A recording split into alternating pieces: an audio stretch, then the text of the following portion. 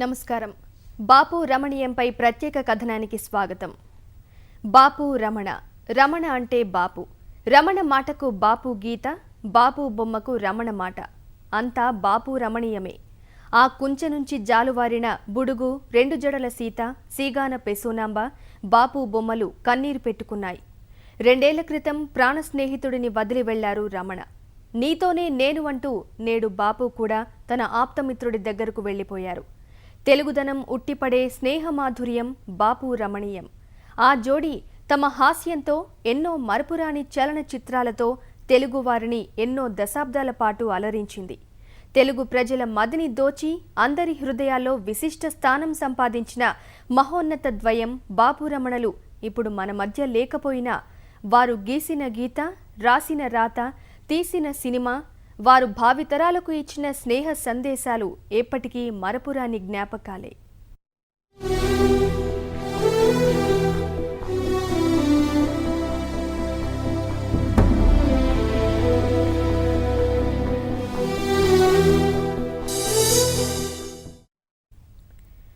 బొమ్మ ఉంటే బొరుసుండాలి, బుడుగుంటే సీగాన పెసునంబ ఉండాలి. అలాగే బాపు వెంటే రమణ, రమణ ఉంటే బాపు ఉండి తీరాలి. ఒకరు దేహం, ఇంకొకరు ప్రాణం. వారిది పెనవేసుకున్న స్నేహం. అందుకే ఎవరి గురించి మొదలెట్టినా రెండోవారు అసంకల్పితంగా దూసుకొస్తారు. ఒకరు గీత, ఇంకొకరు రాత. వెండితెరపై వీళ్ళిద్దరిది మరచిపోలేని చేత.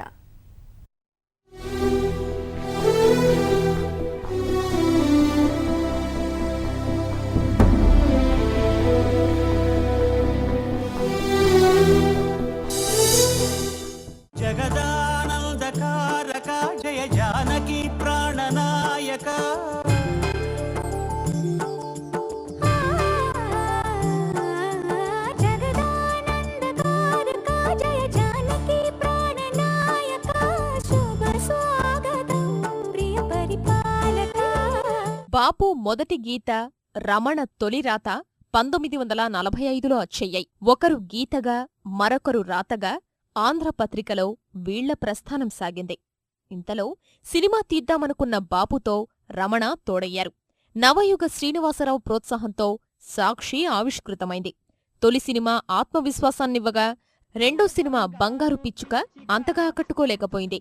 ఆ తరువాత ఏఎన్నార్ని బుద్ధిమంతుడిగా మార్చి ఓ మంచి విజయాన్నందుకున్నారు.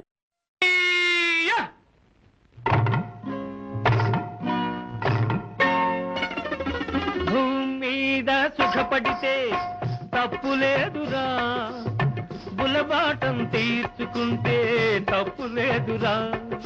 భూమీద సుఖపడితే తప్పులేదురా, బులబాటం తీర్చుకుంటే తప్పులేదురా. తప్పేలేదురా, తప్పేలేదురా, తప్పేలేదురా. అక్కినేని లాంటి పెద్ద హీరోతో చేసిన తరువాత ఇంకెవరితోనో అనుకుంటున్న తరుణంలో బాలరాజు కథ అంటూ ప్రేక్షకుల ముందుకొచ్చారు. మంచి విజయం అందుకున్నారు. అనంతరం ఇంటి గౌరవం పర్వాలేదనిపించింది. సరిగ్గా అప్పుడే సంపూర్ణ రామాయణం తెరకెక్కించారు. శోభన్ బాబుని రాముడిగా సినిమా తీసి తెలుగు ప్రేక్షకుల్ని మెప్పించారు. ఈ సినిమా శతదినోత్సవం జరుపుకుంది.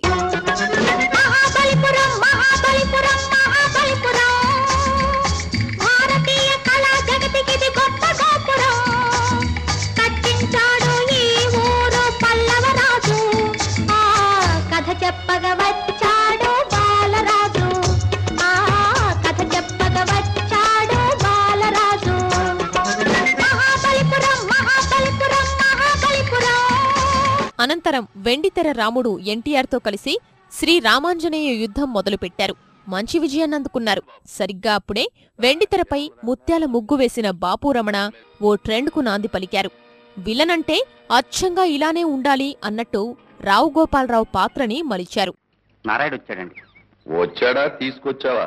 ఎస్ సార్, తీసుకొచ్చాను, చూస్తారా? అబ్బా సెక్రటరీ, ఎప్పుడు పనులు బిగినెస్తేనా? పరగడుపునే కాసింత పచ్చిగాలి పీల్చి ఆ పెచ్చక్షనారాయుడు సేవ చేసుకోవద్దు. Yes sir. ఎస్ సార్ కాదు, కళ్ళెట్టుకు చూడు. పైనేదో మడ్ర జరిగినట్లేదు ఆకాశంలో. సూర్యుడు నెత్తురు గడ్డలా లేడు. అద్భుతం సార్. మడిసి అన్నాక కాసింత కళా కోసం ఉండాలయ్యా. ఉత్తినే తింతొంగుంటే మడిసికి గొడ్డికి తేడా ఏటుంటది? ఎస్ సార్, మీరు ఒకసారి చూసి సరేనేస్తే మిగతా ఏర్పాట్లు చాలా ఉన్నాయి. సరే లేదు యాదవ న్యూసెన్స్. కృష్ణంరాజు కథానాయకుడిగా బాపు రమణ తెరకెక్కించిన భక్త కన్నప్ప పరిశ్రమలో ఓ ఆణిముత్యంగా ప్రేక్షకుల నీరాజనాలు అందుకుంది. అనంతరం తెరకెక్కించిన సీతా కళ్యాణం చప్పట్లే తప్ప ఆర్థికంగా ఆదుకోలేకపోయింది. ఇందులో గంగావతరణ ఘట్టానికి నేటికి సినీ జనాలు నీరాజనాలు పలుకుతూనే ఉన్నారు. పరమ పవిత్రము నరపతి యాగము పరిసమాప్తమాయి, యజ్ఞ పురుషుడు దయించి హోమమున యజ్ఞ ఫలమున సడే, పాయస పాత్రను అంది పరమానందము చెంది, బాష్పానందము చెంది భార్యల జూచే దశరథుడు.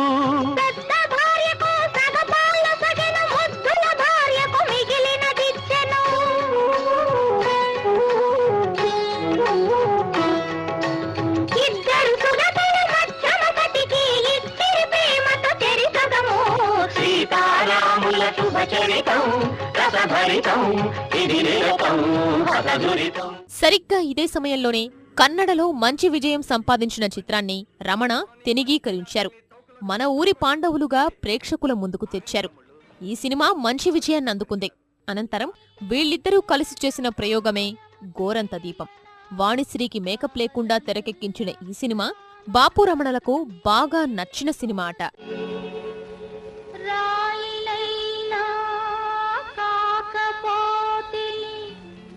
రామపాదము సోకగా బోయనైనా కాకపోతిని పుణ్యచరితము పాడగా, పడవనైనా కాకపోతిని స్వామి కార్యము తీర్చగా, పాదుకైనా కాకపోతిని భక్తి రాజ్యము నేలగా.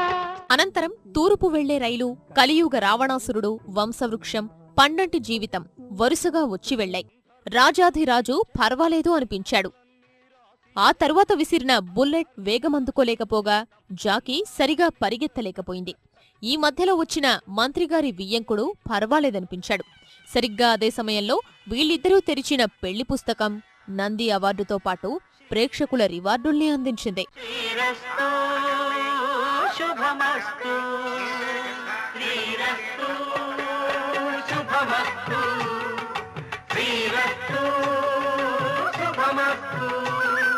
శ్రీకారం చుట్టుకుంది పెళ్లి పుస్తకం, ఇక ఆకారం దాచుతుంది కొత్త జీవితం. శ్రీకారం చుట్టుకుంది పెళ్లి పుస్తకం, ఇక ఆకారం దాచుతుంది కొత్త జీవితం.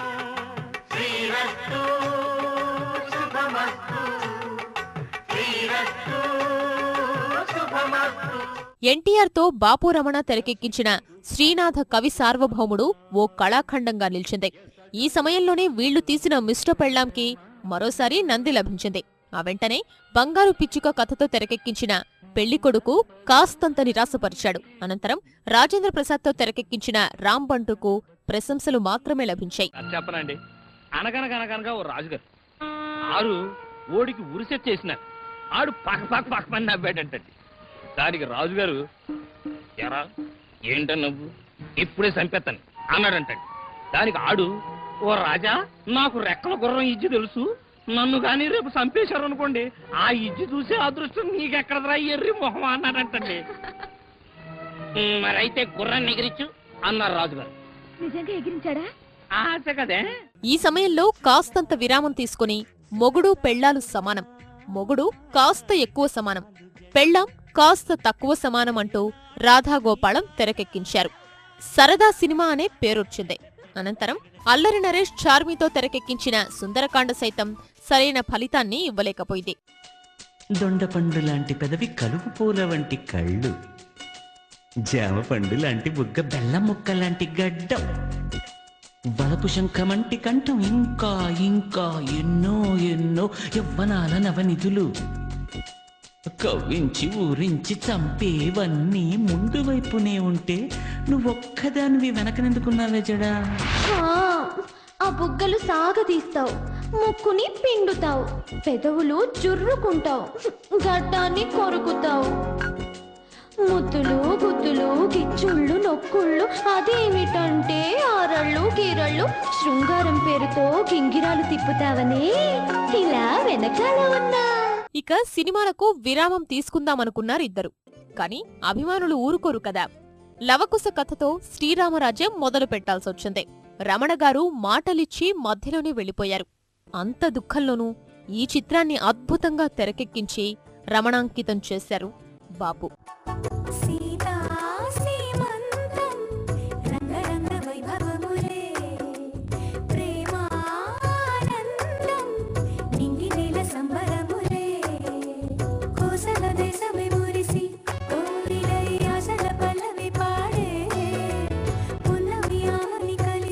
వెండితెరపై బాపు రమణలు ఆడిన కోతి కొమ్మచ్చిలో గెలిచినప్పుడు ఇద్దరూ గెలిచారు, ఓడినప్పుడు కలిసే ఓడారు.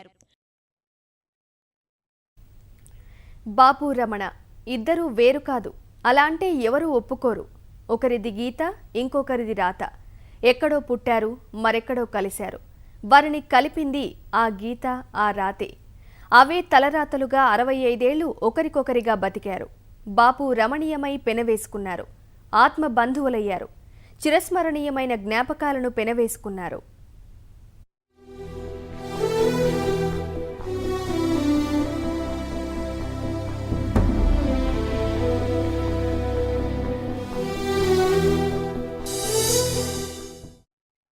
బాపు రమణ వీరిద్దరినీ విడదీసి పలికితే తెలుగువారే ఒప్పుకోరు. అంతలా పెనవేసుకున్న బంధమది. ముళ్లపూడి లక్ష్మీనారాయణతో సత్యరాజు వెంకటరమణ అయిపోయినంత బంధమది. రమణగారు వెళుతూ వెళుతూ రాసుకున్న కోతి కొమ్మచ్చుల్లో ఎన్ని అల్లర్లని, బాపు రమణీయంలో ఎన్ని తుంటరి పనులని. వారి వ్యక్తిగత జీవన ప్రస్థానంలో వారిద్దరిది స్నేహమంటారుగాని కాదు. ఆ ఇద్దరూ ఒకటే. వారిదేం బాల్యస్నేహం కాదు. వారిద్దరినీ కలిపింది చెన్నై మెరీనా బీచ్. నీది గీతైతే నాది రాత అనుకున్నారు. అనుకోకుండా కలిసిన స్నేహం ఇలా ఇద్దరినీ ఒకరిని చేసేస్తుందని ఆనాడనుకున్నారో లేదో గాని జరిగింది. ఆ స్నేహం వీరిద్దరి మదిలో శాశ్వతంగా ఉండిపోయింది. ఒకరు తన కలంతో స్వచ్ఛమైన 16 అణాల తెలుగు పాత్రలను సృష్టిస్తే, మరొకరు తన బంగారు కుంచెలో ఆ పాత్రలకు జీవం పోశారు. ఆ అనుబంధంతోనే ఇద్దరూ ఒకే ఇంట్లో కలిసి ఉన్నారు. విధి కూడా వీళ్ళిద్దరినీ పరీక్షించింది. ముందు రమణను తీసుకెళ్ళింది. బాపు ఏం చేస్తాడో చూసింది. కాని బాపు తక్కువైనవాడా, కాస్త సమయం తీసుకుని రమణ దగ్గరకెళ్లాడు. ఇద్దరూ కలిసి విధిని వెక్కిరించారు. ముళ్లపూడిది కష్టాల జీవితం, బాపుది ఉన్నత జీవితం. ఇద్దరినీ కలిపింది ఆల్ ఇండియా రేడియో. కష్టాలతో కుటుంబం పోషణ కోసం మద్రాసు వచ్చింది. ఆల్ ఇండియా రేడియో వీరిద్దరినీ కలిపింది. 1945 పిల్లల పత్రిక బాలలో అమ్మమాట వినకపోతే అంటూ ముళ్లపూడి వెంకటరమణ 14 ఏళ్ల వయసులో తొలి కథ రాశాడు. ఆ కథకు బాలా పత్రికలో బాపు బొమ్మ వేశారు. అదిగో అలా మొదలైన వారి స్నేహం షష్టిపూర్తి చేసుకుంది. 1953లో వెంకటరమణ ఆంధ్రపత్రికలో చేరి సినిమా వార్తలకు రిపోర్టర్గా పనిచేశారు. ఆ సమయంలో తెలుగు భాషకు సేవలందించిన నండూరి రామ్మోహన్ రావు లాంటి వారితో స్నేహం వారి జీవితానికి కలిసొచ్చింది. ముళ్లపూడి జీవితంలో ప్రతి అడుగులోనూ బాపు ముద్ర ఉంది. వారిద్దరూ కలిస్తే పలికే హాస్యం, కొంటెతనం, తెలుగందం ఇద్దరి జీవితాలను తీర్చిదిద్దింది. అలా పుట్టిన పాత్రలే తెలుగు ప్రజల మదిలో నిలిచిపోయిన బుడుగు, సీగాన పెసునాంబ, బాపు బొమ్మ. ఇలా సినిమా రంగంలో ఇద్దరికిద్దరూ సాటిలేని మేటిగా పేరు తెచ్చుకున్నారు. బాపు మాట తక్కువ, రమణ మాటలే ఆడుతాడు, మాటలతో ఆడుతాడు. రమణ రాత బాపు గీతలో ప్రాణం పోసుకునేది. సినిమా సమీక్షలు రాసుకునే రమణ, పబ్లిసిటీ డిజైన్లు వేసుకునే బాపు కలిసి 1967లో తీసిన సాక్షి వాళ్ల జీవితంలోనూ చలనచిత్ర రంగంలోనూ ఓ మలుపు. అలా శ్రీరామరాజ్యం వరకు వారిద్దరి కాంబినేషన్ విజయవంతంగా సాగింది. 2011లో ముళ్లపూడి మరణం బాపును ఒంటరిగా మిగిల్చింది. అలా 2 ఏళ్లు రమణ లేని జీవితాన్ని గడిపి విసుగొచ్చిందో ఏమో ఆయన తన రమణ దగ్గరకు వెళ్లాడు. కాని ఆ ఇద్దరూ తెలుగువారి జీవితాల్లో చెరగని ముద్ర వేశారు. మరపురాని జ్ఞాపకాలు మిగిల్చారు. ముళ్లపూడిది కష్టాల జీవితం, బాపుది ఉన్నత జీవితం. ఇద్దరినీ కలిపింది ఆల్ ఇండియా రేడియో. కష్టాలతో కుటుంబం పోషణ కోసం మద్రాసు వచ్చింది. 1945 పిల్లల పత్రిక బాలలో అమ్మమాట వినకపోతే అంటూ ముళ్లపూడి వెంకటరమణ 14 ఏళ్ల వయసులో తొలి కథ రాశాడు. ఆ కథకు బాలా పత్రికలో బాపు బొమ్మ వేశారు. అదిగో అలా మొదలైన వారి స్నేహం షష్టిపూర్తి చేసుకుంది. 1953లో వెంకటరమణ ఆంధ్రపత్రికలో చేరి సినిమా వార్తలకు రిపోర్టర్గా పనిచేశారు. ఆ సమయంలో తెలుగు భాషకు సేవలందించిన నండూరి రామ్మోహన్ రావు లాంటి వారితో స్నేహం వారి జీవితానికి కలిసొచ్చింది. ముళ్లపూడి జీవితంలో ప్రతి అడుగులోనూ బాపు ముద్ర ఉంది. వారిద్దరూ కలిస్తే పలికే హాస్యం, కొంటెతనం, తెలుగందం ఇద్దరి జీవితాలను తీర్చిదిద్దింది. అలా పుట్టిన పాత్రలే తెలుగు ప్రజల మదిలో నిలిచిపోయిన బుడుగు, సీగాన పెసూనాంబ, బాపు బొమ్మ. ఇలా సినిమా రంగంలో ఇద్దరికిద్దరూ సాటిలేని మేటిగా పేరు తెచ్చుకున్నారు.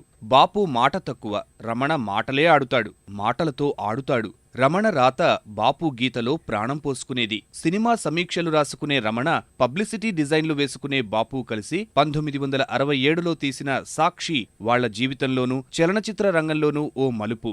అలా శ్రీరామరాజ్యం వరకు వారిద్దరి కాంబినేషన్ విజయవంతంగా సాగింది. 2011లో ముళ్లపూడి మరణం బాపును ఒంటరిగా మిగిల్చింది. అలా 2 ఏళ్లు రమణ లేని జీవితాన్ని గడిపి విసుగొచ్చిందో ఏమో ఆయన తన రమణ దగ్గరకు వెళ్లాడు. కాని ఆ ఇద్దరూ తెలుగువారి జీవితాల్లో చెరగని ముద్ర వేశారు, మరపురాని జ్ఞాపకాలు మిగిల్చారు. ఈ 2 అక్షరాల తెలుగుదనం చిత్రకళపై చెరగని ముద్ర వేశాయి. ఆయన చేతి నుంచి జాలువారిన ప్రతి చిత్రంలోనూ తెలుగు సంస్కృతి సంప్రదాయాలు ఉట్టిపడతాయి. ఒకే గీతతో వేల భావాలు, ఒక చిత్రంతో లక్షలాది హృదయాలు గెలుచుకున్న ఘనత ఈ చిత్రకారునికే దక్కింది. బాపు కుంచె నుంచి ప్రాణప్రతిష్ఠ పోసుకున్న ప్రతి చిత్రంలోనూ జీవకళ ఉట్టిపడుతుంది. 16 తెలుగమ్మాయి కనిపిస్తే అచ్చం బాపు బొమ్మతో పోల్చడం ఆయన చిత్రకళ ప్రతిభకు ఒక మచ్చుతునక మాత్రమే.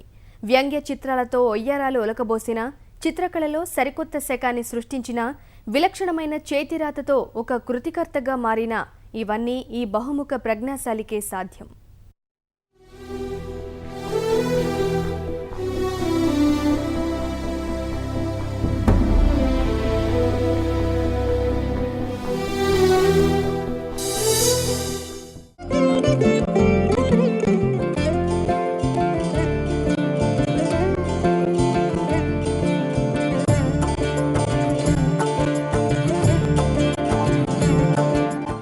కొంటె బొమ్మల బాపు, కొన్ని తరముల సేపు, గుండె ఊయలలూపు, ఓ కూనలమ్మ, ఇలా బాపు కుంచెను కొంటెగా వర్ణించాడు మనసు కవి ఆరుద్ర.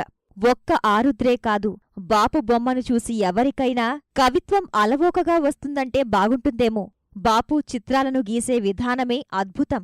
సహజమైన ముదురు రంగులతో ఎవరికీ అంతుబట్టని కొంటెదనం, మరి కాస్త తెలుగుదనం జోడించే మైమరిపిస్తారు. అదో సరికొత్త శైలిని ఆవిష్కరించారు. ఆయనకు చిత్రలేఖనంలో గురువే లేదు. అందుకే ఆ లేఖనం బాపు స్టైల్ అంతే. ఫ్రీ హ్యాండ్ డ్రాయింగ్, పెయింటింగ్ స్ట్రోక్స్తో చిత్రమంటే ఇలా ఉండాలని చాటి చెప్పిన ఘనుడు ఈ బుడుగు. ఆయన కుంచెలో ప్రాణం పోసుకున్న గడుసైన బొమ్మలు సీగాన పెసూనాంబల గమ్మత్తుగా పలకరిస్తాయి. ఆయన చిత్రాలు హిందూ పౌరాణిక చిత్రాలను ప్రతిబింబిస్తాయి. అష్టవిధ నాయికలు, జగన్నాథ ధాష్టకంలో చిత్రాల్లో బాపు బొమ్మను చూడాలంటే 2 కళ్ళూ చాలవు. అవి బొమ్మలు, ప్రాణం పోసుకున్న అందాల భరిణెలు.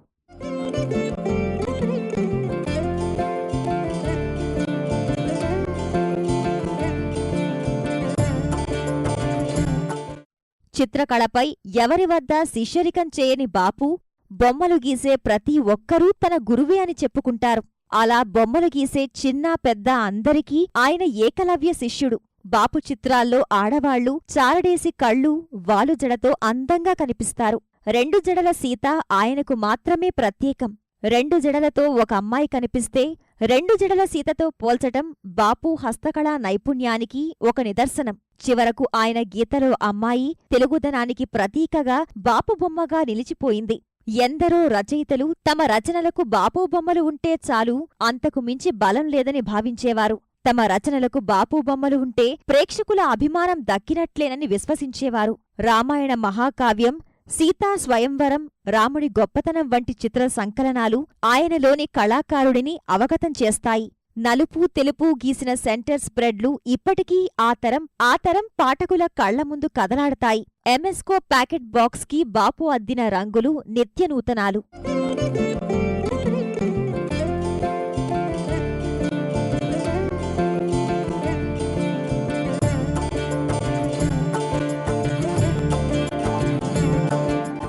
సినిమాల్లో ఒత్తిడిగా ఉన్నా బాపు ఎప్పుడూ బొమ్మలు వేయడం మానలేదు. పట్టుదల అనే సాధనతో ఆయన గీసిన చిత్రం మొదటి స్థానాన్నే కాదు 2-3 స్థానాలను కైవసం చేసుకుంది.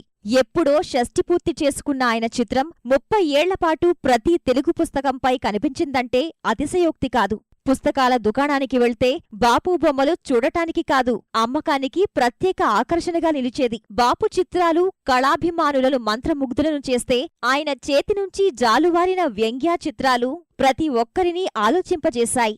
ఆయన సృజనాత్మకతకు కార్టూన్లు ప్రతిబింబాలు. కొన్ని చిత్రాలు ప్రజల్లో చైతన్యం కల్పిస్తే, మరికొన్ని కళాఖండాలు కడుపుబ్బా నవ్వించాయి. 1945 నుంచి బాపు బొమ్మలు, కార్టూన్లు తెలుగు పత్రికలకు ముఖచిత్రాలుగా వెలువడటం విశేషం. బాపు ఆంధ్రపత్రికలో 1955లో కార్టూనిస్టుగా కూడా పనిచేశారు. అమెరికాలో తెలుగువారి కోసం అక్కడి నుంచి వెలువడుతున్న తెలుగునాడి అనే పత్రిక అద్భుతమైన బొమ్మలన్నింటినీ ప్రచురించింది. కార్టూనిస్టుగానే కాకుండా గ్రాఫిక్ డిజైనర్గా కూడా బాపుకు ఎవరూ సాటిరారు. బాపు బొమ్మలే కాదు, ఆయన చేతిలోని అక్షరాలు కూడా హొయలుపోయాయి. విలక్షణమైన చేతిరాతతో ఆయన కృతికర్తగా మారిపోయారు. అందమైన చేతిరాత అంటే బాపు ఫాంట్ అనడం అతిశయోక్తి కాదు. బాపు చిత్రకళ నుంచే ఉద్భవించిన ఈ లిపి చిరస్మరణీయమైన గుర్తింపును కూడా దక్కించుకుంది. దిండైన తెలుగుదనాన్ని నిరంతరం ఆవిష్కరిస్తూ వస్తున్న బాపు తెల్ల కాగితంపైనే కాదు, తెలుగువారి హృదయాల్లోనూ చెరగని ముద్ర వేసుకున్నాయి. జన హృదయాలపై అపూర్వ దృశ్యాలను ఆవిష్కరించారు. ప్రస్తుతం ప్రజలను వీడిపోయినా ఆయన సృష్టించిన కళారూపాలు మాత్రం ప్రజల మనస్సుల్లో నుంచి ఎప్పుడూ చెరిగిపోదు. ఇప్పుడు స్వల్ప విరామం. తెలుగుదనం చిన్నబోయింది, బాపు బొమ్మ కన్నీరు పెడుతోంది. సీగాన పెసునాంబ, బుడుగు ఈ వార్త తెలిసి ఏమైపోవాలి? చలనచిత్ర పరిశ్రమ చక్కని చక్కిలిగిలిని కోల్పోయింది. సెక్రటరీ అంటూ వెండితెరకు తెచ్చిన బాపు ఇక లేరు. చలనచిత్ర డిక్షనరీలో బాపువారికి ప్రత్యేక అర్థముంది. బాపు అన్న పదానికి తిరుగులేని స్థానము ఉంది. సత్యరాజు లక్ష్మీనారాయణ అసలు నామధేయమైన బాపు అంటేనే తెలుగువారికి అచ్చ తెలుగుదనానికి ముద్దు. ఆయన గీసిన బొమ్మ, ఆయన రాసిన మాట ఇప్పటికే కాదు, ఎప్పటికీ చలనచిత్ర చరిత్రలో అజరామరమే.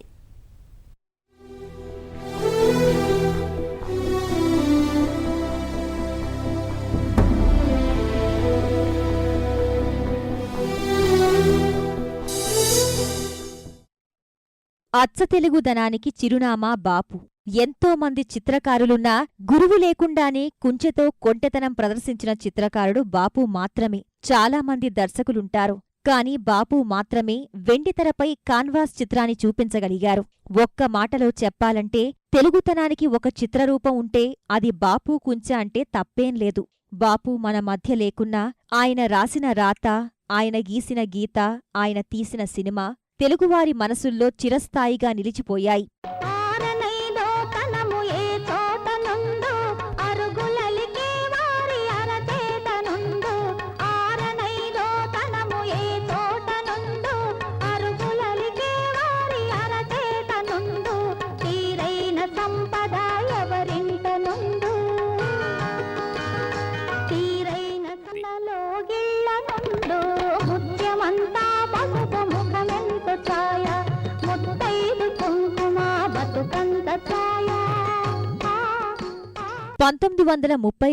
డిసెంబర్ 15న పశ్చిమ గోదావరి జిల్లా నర్సాపురంలో జన్మించారు బాపు.